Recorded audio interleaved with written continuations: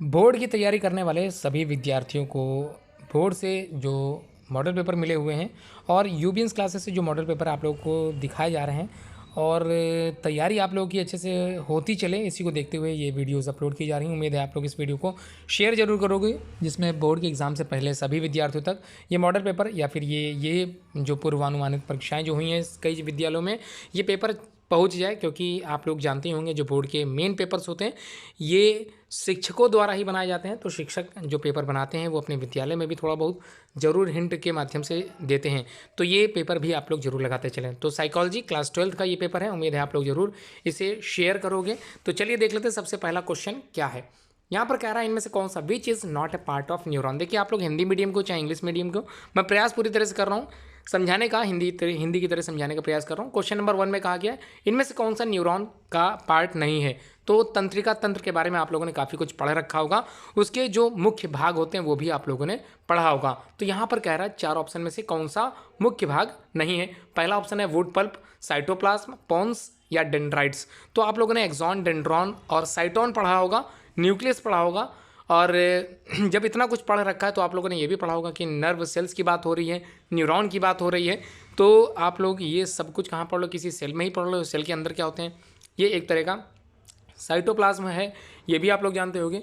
तो आप लोगों को उत्तर बताना है इसमें से कौन सा पार्ट नहीं है। How can we give up bad habit. देखिए गिव अप का मतलब होता है त्यागना हो जाता है, तो इसका मतलब है किस प्रकार से हम लोग त्याग सकते हैं जो बुरी आदतें हैं। तो पहला है इंटेंशनली एंड डेलिबरेटली, दूसरा by formation of any other habit, तीसरा by generating a dislike, and the last one is by all of the above measures. देखिए ये सारे तरीके अगर आप लोग जो है आजमाओगे, क्योंकि हम लोग जानते हैं कि व्यक्ति का जो विकास होता है, किसी भी व्यक्ति का पर्सनल व्यक्तिगत जो विकास होता है वो अलग अलग प्राणियों में अलग अलग प्रकार का होता है। तो यहाँ पर सिर्फ यही नहीं हो सकता कि कोई है आपकी आदत पड़ी हुई है उसको अच्छी प्रकार से आप लोग जो है सुधार सको। आप लोग किसी आदत जो आपकी बनी हुई है उस आदत को सुधारने के लिए कोई एक नई आदत भी डाल सकते हो, जिससे वो आदत धीरे धीरे आपकी क्या हो जाए, कम हो जाए। तो ये भी सही हो सकता है bye generating a dislike. Dislike का मतलब होता है किसी की चीज़ को क्या करना, जो है लाइक ना करना। इस तरह की भी आदतें आप लोग जो है शामिल कर सकते हो। तो इसका मतलब by all the above measures ये ऑप्शन हो सकता है सही हो। आप लोग जरूर अपने सब्जेक्ट टीचर से जरूर पूछें, कंसल्ट जरूर करें, क्योंकि मेरा जो मूल विषय है मैं बता देता हूँ अपना मूल विषय। मैं मॉडल पेपर आप लोग के लिए ला के जो है इस वीडियो इस यूबीएस क्लासेस के माध्यम से देता हूँ, लेकिन मेरा जो मूल सब्जेक्ट है, मूल विषय है जो मैं विद्यालयों में पढ़ाता हूँ वो है जीव विज्ञान, अर्थात बायोलॉजी है मेरा मेन सब्जेक्ट। साइंस कह सकते हैं, फिजिक्स केमिस्ट्री बायो मैं पढ़ाता रहता हूँ। और इसके अलावा अगर मैं बात करूँ कंप्यूटर की, तो मैं काफ़ी कंप्यूटर की नॉलेज रखता हूँ और काफ़ी वीडियोस अपलोड किए हैं मैंने कंप्यूटर से रिलेटेड। और जैसा कि मैं विद्या मंदिर में पढ़ा रहा हूँ, विद्या मंदिर का आचार्य हूँ, और तो शिक्षा के साथ संस्कार देना भी मेरा एक उद्देश्य रहा है। तो इसको भी देखते हुए मैं आगे आप सभी लोगों के लिए सारे विषयों से संबंधित वीडियो जरूर लेकर आऊँगा, और उम्मीद के साथ कह सकता हूँ कि आप लोग जो वीडियो मैं बना रहा हूँ उसको देखते चलोगे।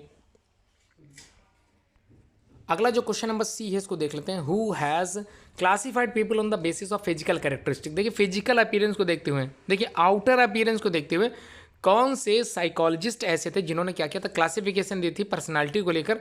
ये आपको बताना है। अल्पोर्ट ने दिया था, क्रिश्मर ने दिया था, सिगमंड फ्राइड ने दिया था। इनमें से कोई ऑप्शन सही नहीं है। तो देखिए सबसे पहले मैं ये बता दूं कि कभी भी ऐसा ऑप्शन बिल्कुल मत लगाइएगा नन ऑफ दिस वाला। मोस्टली कोई भी शिक्षक नहीं चाहता कि उसके क्वेश्चन में नन ऑफ दीज वाला आंसर रहे, ठीक है। वो चाहता है कि आप लोग तैयारी के साथ आओ ना, अच्छे से तैयारी के साथ आओ। ऑप्शन दिया जाएगा और ऑप्शन इन तीनों में से एक जरूर होगा, आप लोग जरूर तैयार कीजिए। फिजिकल कैरेक्टरिस्टिक को लेकर जो क्लासिफिकेशन पर्सनालिटी की दी गई थी वो किसने दी थी, फिजिकल अपीयरेंस को लेकर। अगला क्वेश्चन है which of the following is the cause of a group tension. देखिए ग्रुप टेंशन आप लोगों के लास्ट चैप्टर मतलब सबसे एंड में जब आप लोग जाओगे तो ग्रुप टेंशन वाला चैप्टर आप लोग को मिल जाएगा। उसमें पूछा जा रहा है इनमें से कौन सा फॉलोइंग कॉज का मतलब कारण होता है, इनमें से कौन सा कारण है ग्रुप टेंशन का।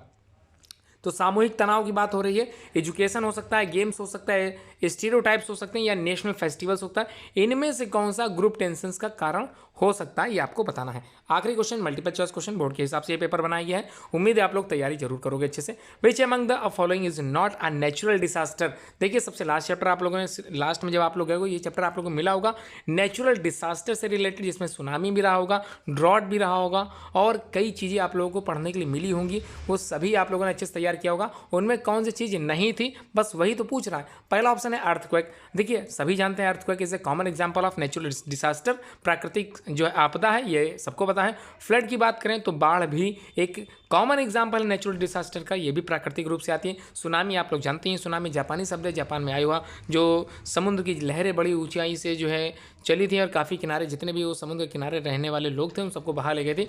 काफ़ी उसमें जो है जान और मान सब जो है हानि हुई थी, तो काफ़ी लोगों की मौत हुई थी उसमें, तो ये कोई भुला नहीं पाएगा। तो इसमें पूछ रहा है tsunami is also a type of क्या है, नेचुरल डिसास्टर है। अब देखिए लास्ट में लिखा हुआ है क्या है ऑप्शन, लास्ट वाला ऑप्शन भी देख लेते हैं, मैं पढ़ के सुना दूँ। कम्युनल रियॉट्स, तो यही ऑप्शन आप करेक्ट है, क्योंकि नॉट ए नेचुरल डिसास्टर। देखिए कम्युनल रियॉट्स बिल्कुल नहीं होता नेचुरल डिसास्टर, यही आप लोगों को लगाना है। अब जो क्वेश्चन आएंगे वो आप लोगों के तो वन लाइनर क्वेश्चन ये हो सकते हैं, very short answer type question board के एग्जाम में पूछे जाने वाले हैं। तो आप लोग उम्मीद है फिक्स्ड आंसर क्वेश्चन है, ये आप लोग एकदम फिक्स के साथ इस उत्तर दे सकते हैं। पहला क्वेश्चन यहाँ पर दिया है, what are the juices that secreted by endocrine glands called. देखिए आप लोगों ने पढ़ रखा हो क्लास 10th में, एक्सोक्राइन ग्लैंड्स होती है और एंडोक्राइन ग्लैंड्स होती हैं। एक्सोक्राइन की अगर हम लोग बात करें तो enzyme secretion basically done by enzymes का जो सिक्रीशन होता है वो एक्सोक्राइन ग्लैंड के द्वारा होता है, जबकि एंडोक्राइन ग्लैंड जो होती है वो हार्मोन का सिक्रीशन करती है। डिफरेंट काइंड के हार्मोन हमारे शरीर में सिक्रेट होते रहते हैं समय समय पर, जब हमको हमारे शरीर है उसके कई विभिन्न भागों को जब जब इसकी आवश्यकता होती है तब तब एंडोक्राइन ग्लैंड सिक्रेट करती है कई तरह के हार्मोन। जैसे ग्रोथ हार्मोन आप लोगों ने पढ़ रखा होगा, पिट्यूटरी ग्लैंड से सिक्रेट होने वाला ग्रोथ हार्मोन। स्टिमुलेटिंग हार्मोन कई तरह के होते हैं, follicular stimulating hormone, thyroid stimulating hormone, ये भी हार्मोन जो है एंडोक्राइन ग्लैंड से ही सिक्रेट होते रहते हैं। तो आप लोग को यहाँ पर सिर्फ लिखना है what are the juices that are secreted by endocrine gland. तो जाहिर सी बात है आंसर मैंने बता दिया है, hormones is the right answer of the given question. Question number 3 की बात करें, write any one method to prevent forgetting. देखिए विस्मरण आप लोगों ने रटा होगा, विस्मरण जो हिंदी मीडियम के बच्चे हैं वो विस्मरण पढ़ के गए होंगे। तो यहाँ पर इंग्लिश मीडियम की बात करूँ, फॉरगेटिंग का मतलब होता है भूल जाना, अचानक से याद की हुई चीज़ कोई भूल जाए तो ये क्या कारण हो सकता है। Write any one method to prevent का मतलब होता है बचाना, तो फॉरगेटिंग का मतलब होता है भूलना। तो भूलने के लिए हमको क्या चीज़ें जरूरी याद रखनी जिसमें आप लोग भूल ना पाएँ किसी चीज़ को। तो देखिए अगर मान लीजिए आप लोग बोर्ड के एग्जाम की तैयारी कर रहे हो, कोई क्वेश्चन अगर आप लोगों ने याद कर रखा है तो रात को सोते समय, देखिए सभी को पता है रात को तुरंत सोते हैं हम लोग, तो हम लोग तुरंत तो नींद आती नहीं है, लगभग मान के चलिए आधे से पौन घंटा 1 घंटा तो लग ही जाता है नींद पूरी तरह से आने में। तो आप लोग दिमाग में कई तरह के विचार चलते रहते हैं, उन विचारों को आप लोग थोड़ा सा कम करके उन प्रश्नों पर कंसंट्रेट कर दे जो आप लोगों ने उस दिन को याद किया था। तो अगर आप इस तरह से कंठस्थ कर लेंगे तो गारंटी के साथ मैं ये कह सकता हूँ कि आप लोग उस प्रश्न का उत्तर कभी भी ज़िंदगी में नहीं भूल पाओगे। ये मेरा खुद का व्यक्तिगत अनुभव है, आप लोग इसको फॉलोअप कर सकते हैं, सकारात्मक प्रभाव आप लोगों को जरूर मिलेगा। तो अगला क्वेश्चन क्या है, what does the Rorschach ink blot test measure. देखिए रोशा जो हिंदी मीडियम के बच्चे हैं उनको भी मैं बताता चल रहा हूँ, क्वेश्चन भले इंग्लिश में हो लेकिन हिंदी में भी इसी तरह से क्वेश्चन पूछेगा। रोशा स्याही धब्बा किस चीज़ का मेजरमेंट करता है, तो मनोविज्ञान पढ़ रहे हैं, जाहिर सी बात है मन का विज्ञान पढ़ रहे हैं, जाहिर सी बात है मन के विज्ञान को पहले हम लोग आत्मा का विज्ञान कहते थे और आजकल इसको व्यवहार का विज्ञान भी कह रहे हैं। तो बिहेवियर को हम लोग पता करने के लिए इस तरह के टेस्ट करते रहते हैं, साइकोलॉजिकल टेस्ट होते हैं। तो ये टेस्ट आप लोगों ने अपने स्कूल में जरूर किया होगा, जरूर कमेंट करके बताएं कि क्या इस तरह के टेस्ट आप लोगों के स्कूल में कराए गए हैं या नहीं कराए गए हैं। मैं कोशिश करूंगा अपने यूट्यूब चैनल के माध्यम से कई तरह के साइकोलॉजिकल टेस्ट को प्रोवाइड कराने की कोशिश करूंगा पूरी तरह से।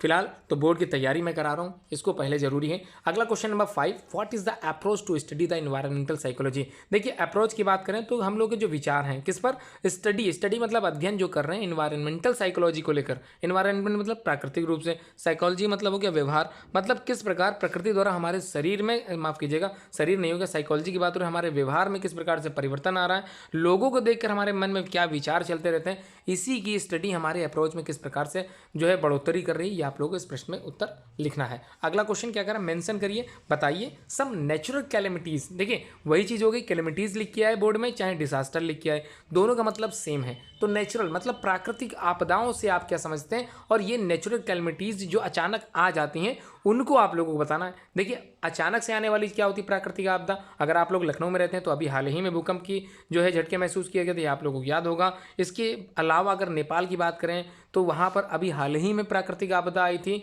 जो कि नेचुरली थी और अचानक से आ गई थी जान। इसमें कई देखिए कई लोग जो है मौत के घाट उतर जाते हैं, कई लोग जो है दब जाते हैं, मकान के नीचे दब जाते हैं, रेस्क्यू ऑपरेशन चलता है, उसके बाद भी कई लोग मिट्टी के नीचे दबे दबाए बाद में मिलते रहते हैं। देखिए सरकार का काम है देखिए प्राकृतिक आपदाओं से निपटारा करना, लेकिन जब ये नाम ही से लग रहा प्राकृतिक रूप से होती है तो सरकार प्रकृति के खिलाफ, मतलब हम लोग तो प्रकृति के खिलाफ जा ही रहे हैं। देखिए पेड़ पौधों का कटाव कर रहे हैं तो प्रकृति हम लोगों को इसका क्या कर रही है, दुष्परिणाम दे ही रही है। तो समस्या कहाँ पे आ रही है, समस्या हम लोगों की आ रही है। हम लोग पेड़ काटते रहते हैं, लगाते हैं एक भी नहीं है। तो समस्या हुई कि नहीं हुई। देखिए मिट्टी अगर हिल रही है, मतलब चट्टानें अगर इधर से उधर हो रही हैं, तो इसकी रीज़न भी हम लोग कहीं ना कहीं जरूर हैं। तो प्रयास कीजिए, अगर नेचुरल डिसास्टर है तो प्रकृति से हम लोग जो खिलवाड़ कर रहे हैं उसको कम से कम कर दिया जाए, तो प्राकृतिक आपदाओं का बचाव हो जाएगा। अगला क्वेश्चन देखते हैं, very short answer type question. फिर से आप लोगों से very short answer type question पूछा जा रहा है। पहला क्वेश्चन यहाँ पर दिया गया, क्वेश्चन नंबर 7 की बात करें, name the 4 component of the classical conditioning theory की अगर हम लोग बात करें तो आपके कोर्स में थॉर्नडाइक की थ्योरी दी हुई है, आप ही के कोर्स में इनसाइट थ्योरी दी हुई है, और आप ही के कोर्स में आप लोगों ने पढ़ रखा होगा स्किनर का भी एक एक्सपेरिमेंट रखा गया है। किसी ने चूहे पे एक्सपेरिमेंट किया, किसी ने बिल्ली पर एक्सपेरिमेंट किया, किसी ने चिंपैंजी पे एक्सपेरिमेंट किया है, तो मनुष्य पे भी एक्सपेरिमेंट हुआ है। इसका रीजन बता देता हूँ, अंतर्दृष्टि सिद्धांत जो होता है ये जो है ये बिल्कुल मूल रूप से जुड़ा हुआ है व्यक्ति से, मतलब ह्यूमन से जुड़ा हुआ है। तो इसको भी आप लोग जरूर पढ़ के जाइए, आपके तीनों तो आप लोगों को तैयार करने अच्छे से। अब क्लासिकल कंडीशनिंग थ्योरी है, कुत्ते वाला भी आप लोगों का सिद्धांत जुड़ा हुआ है, याद कीजिए कौन सा सिद्धांत है। अगला क्वेश्चन कह रहा है what is the importance to recall in the memory. देखिए रिकॉल की बात कर रहे हैं, अचानक से किसी चीज़ को मस्तिष्क में ले आना। जैसे आप याद कीजिए पिछले साल आपका जब जन्मदिन था उस समय आपने कौन सी ड्रेस पहन रखी थी, तो ये क्या चीज़ होगी, इसी को तो कहते हैं मेमोरी। तो अगर आपके दिमाग में तुरंत आ जाए कि मैंने ये ब्लू शर्ट पहन रखी थी, ठीक है, तो इसका मतलब आपकी मेमोरी सही है। लेकिन अगर आप थोड़ा सा सोच रहे हो, इसका मतलब आपने चेतना करना थोड़ा सा क्या कर रहा है, कष्टदायी कर दिया है, आप लोग उस चीज़ को दिमाग पर नहीं ला पा रहे हो। जैसे मैं अपनी बात करता हूँ, मैंने 7 जनवरी को अपने विद्यालय में क्या किया था, शुरुआत किया था 7 जनवरी 2020 को। ये मुझे याद है। कैसे याद है, क्योंकि मुझे ये याद है कि मैं 6 जनवरी को वहाँ पर डेमो के लिए गया था, 7 तारीख से मेरा ज्वाइनिंग कर दिया उन्होंने, तो बिल्कुल याद है। इसी तरह से आप लोगों को भी याद करना है। हाँ, अगर आप लोग ये कहेंगे कि मैंने कौन सी ड्रेस पहन रखी थी, ये मुझको याद नहीं आ रहा है, क्योंकि मैंने इतना दिमाग पर जोर नहीं डाला है। लेकिन अगर मैं दिमाग पर जोर डालता हूँ, रिकॉल करता हूँ किसी मेमोरी को, तो सबसे बढ़िया चीज़ है, ये इंपॉर्टेंस होता है मेमोरी का, कि आपकी मेमोरी किसी भी चीज़ को अगर फोर्स के साथ दिमाग पर अगर जोर डाला जाए तो आप लोग उसको याद जरूर कर सकते हो, अगर उसको आप लोगों ने सही तरीके से समझा होगा। अगला question, explain any 2 differences between the introvert and extrovert. आप लोगों को पता होगा 2 तरह के इंसान होते हैं, एक होता है इंट्रोवर्ट। इंट्रोवर्ट का मतलब होता है आंतरिक रूप से प्रेरित। आंतरिक रूप से मतलब तुमने आप लोगों ने क्या देखा होगा, इंट्रोवर्ट जो व्यक्ति होते हैं वो किसी दूसरे से मतलब नहीं रखते हैं, वो अपनी दुनिया में ही खोए रहते हैं, उनको बाहरी रूप से किसी से कोई लगाव नहीं रहता है। और ऐसे व्यक्ति हो सकते हैं आगे IAS बन जाए, PCS बन जाए, कुछ भी बन जाए, लेकिन इंट्रोवर्ट में थोड़ी कमियां ये रहती हैं कि वो अपने बारे तक ही सीमित रहता है, दुनिया के बारे में उसका दृष्टिकोण बिल्कुल अलग रहता है। लेकिन जो एक्सट्रोवर्ट होता है ये दुनिया से जुड़े हुए व्यक्ति होते हैं, बाहरी रूप से इनका लगाव सबसे ज़्यादा होता है, और ये देश दुनिया की खबरें भी जानकारी अपने दिमाग में रखते हैं। तो इसका मतलब ये देखिए, कोई कई ये बात नहीं कह सकते कि इंट्रोवर्ट खराब होता है या एक्सट्रोवर्ट खराब होता है। देखिए दोनों अपने आप में सही हैं। इंट्रोवर्ट व्यक्ति ज़्यादा पढ़ाई कर लेगा और एक्सट्रोवर्ट बाहरी दुनिया में खोया रहेगा। समय आने पर हो सकता है बोर्ड के एग्जाम में तैयारी बिल्कुल ना करें, क्योंकि उसकी दुनिया बड़ी होती है, दोस्ती यारी गंभीर होती है, कई दोस्त यार उसके मिलेंगे आप लोग घूमते टहलते हुए। लेकिन इंट्रोवर्ट के फ्रेंड सर्किल जो होता है वो यूनिक होता है, मतलब सभी को अपना दोस्त नहीं बनाते हैं, चुनिंदा जो पर्सन होते हैं जो उनकी छवि को आगे बरकरार रखें उन्हीं को दोस्त बनाते हैं। तो इसका मतलब तो क्लियर हो गया। देखिए एक्सट्रोवर्ट भी बढ़िया चीज़ हो सकती है, खराब भी हो सकती है, इंट्रोवर्ट भी बढ़िया हो सकता है, खराब भी हो सकता है। अगला क्वेश्चन क्या कर रहा है देखते हैं। अगला क्वेश्चन है what is mean by psychological testing. देखिए हम लोग को पता होगा जो साइकोलॉजी है ये क्या करती है, किसी इंसान के बारे में अच्छे से दृष्टिकोण बनाने की हम लोग को क्या देती है, प्रेरणा देती है। मतलब अगर आप किसी व्यक्ति से बात कर रहे हैं, अगर आपकी साइकोलॉजी अच्छी है तो आप बैठे बैठे उस व्यक्ति के बारे में काफ़ी कुछ बता सकते हो कि वो व्यक्ति आगे जाके क्या कर पाएगा। तो साइकोलॉजिकल टेस्टिंग बताती है कि व्यक्ति के अंदर किस प्रकार का चिंतन चल रहा है और आगे वो किस प्रकार से परिणाम देगा। क्या IAS PCS बन पाएगा या फिर बिजनेस में जाएगा, ये साइकोलॉजिस्ट अच्छे से बता देते हैं और इनकी फ़ीस भी मैं बता देता हूँ। एक अच्छा साइकोलॉजिस्ट अगर होता है तो उसकी फ़ीस लाखों में होती है। एक कैंडिडेट से वो लाख रुपए कमा सकता है। देखिए साइकोलॉजी आना आसान बिल्कुल नहीं है, पहले तो मैं ये बता दूं। इसके लिए बहुत ज़्यादा अनुभव का होना ज़रूरी है। मेरा खुद का मेन सब्जेक्ट रहा है साइकोलॉजी, लेकिन मैं पढ़ाता हूँ साइकोलॉजी, ठीक है। अब हम देखते हैं अगला क्या है। क्वेश्चन अगला जो कह रहा है उसको देखते हैं। क्वेश्चन अगला क्या है। अगला जो क्वेश्चन यहाँ पर आप लोगों से पूछ रहा है, इस प्रैक्टिस पेपर के माध्यम से क्या लिखा हुआ, राइट एनी 2 डिसएडवांटेज। देखिए डिसएडवांटेजेस का मतलब होता है हानियाँ, कमियाँ। तो कास्टिज्म की बात करें, कास्टिज्म के जो 2 माफ़ कीजिएगा यहाँ पर सही तो है, बिल्कुल सही। डिसएडवांटेजेस ही पूछ रहा है, इसका मतलब कमियाँ हानियाँ ही पूछ रहा है कास्टिज्म की, यही आप लोगों को लिखना है। अगला question number 12, write any 2 measures. Measure का मतलब जिससे हम पता कर सकें टू रिड्यूस नॉइज़ पोल्यूशन। तो नॉइज़ पोल्यूशन आप लोग जानते हैं क्या चीज़ है। नॉइज़ पोल्यूशन ये आपका ध्वनि प्रदूषण की बात हो रही है। तो ध्वनि प्रदूषण को मेज़र करने के लिए हम कौन कौन से तरीके अपनाते हैं ये आप लोगों से पूछा गया है, क्योंकि हमको पता है ध्वनि जो साउंड होता है उसको हम लोग जो है डेसिबल में आप लोगों ने पढ़ रखा होगा। डेसिबल उसकी यूनिट होती है, साउंड की फ्रीक्वेंसी नापते हैं। इतने डेसिबल तक हम लोग आवाज़ को सुन सकते हैं, इतने डेसिबल तक की आवाज़ जो है हम लोग कान का पर्दा भी फाड़ सकती है। ऐसा कुछ आप लोगों ने पढ़ रखा होगा इस चैप्टर के माध्यम से। अगर आपको डिटेल में और अच्छे से पढ़ना है तो मैं प्रयास करूँगा। देखिए इससे मैं प्रयास कर सकता हूँ, मैं थ्योरी वाले पार्ट को अपलोड करने का प्रयास कर सकता हूँ। और आप लोग तैयारी फिलहाल तो प्रैक्टिस पेपर से ही ज़्यादा करिए, क्योंकि समय बचा नहीं है, समय बहुत कम है। अगला question short answer type question, is the function of guidance. देखिए गाइडेंस एंड काउंसलिंग चैप्टर आप लोग जरूर पढ़ के जाइए। गाइडेंस से क्या लाभ होते हैं, ठीक है, ये पढ़ लीजिए। अगला question differentiate between the learning by the trial. देखिए ट्रायल एंड एरर मेथड जरूर पढ़िएगा। ट्राई करते करते करते क्या था, उसने पिंजड़ा खोल दिया था, ठीक है, लोहे का जो एक जाल मिला था जिसमें अंदर उसको बांधा गया था। तो आप लोगों ने पढ़ा होगा, स्किनर की थ्योरी पढ़ी होगी, उसमें आप लोगों ने चूहा और बिल्ली ये सब ऐसा कुछ पढ़ा होगा। थॉर्नडाइक में बिल्ली का था उसमें। तो trial and error method and learning by the institution, ये आप लोगों ने तैयार करके ही जाना। मोस्ट इंपॉर्टेंट है। अप्लाइड साइकोलॉजी का कहाँ कहाँ उपयोग होता है ये जरूर पढ़ के जाइए। Mention the main measure of the end regionalism, ठीक है, मेन रीजन है, मेन मेजरमेंट का पूछ रहा है टू एंड रीजनलिज्म, कैसे एंड होगा ये आपको बताना है। Name the types of environment pollution. देखिए टाइप्स ऑफ की बात करें तो सिर्फ टाइप पे टाइप लिख के जाइए, बहुत ज़्यादा डीपली इसका आंसर मत दीजिए। तो टाइप्स आप लोगों ने पढ़ा, sound pollution is also a type of pollution. और अगर बात करें water pollution is also an environmental pollution, ये भी ठीक है। नॉइस आप लोगों ने ऊपर पढ़ ही लिया था। और आप लोगों ने क्या देख लिया है, वाटर हो गया। एयर पोल्यूशन भी also type of environmental pollution. तो टाइप ही लिखिए, उसके बारे में बताने की जरूरत नहीं है। अगला question, write in the brief the effect of drought. Drought का मतलब जानते हैं आप लोग, सूखा होता है। इसकी आप लोगों को क्या लिखना है, इफेक्ट मतलब प्रभाव क्या पड़ता है।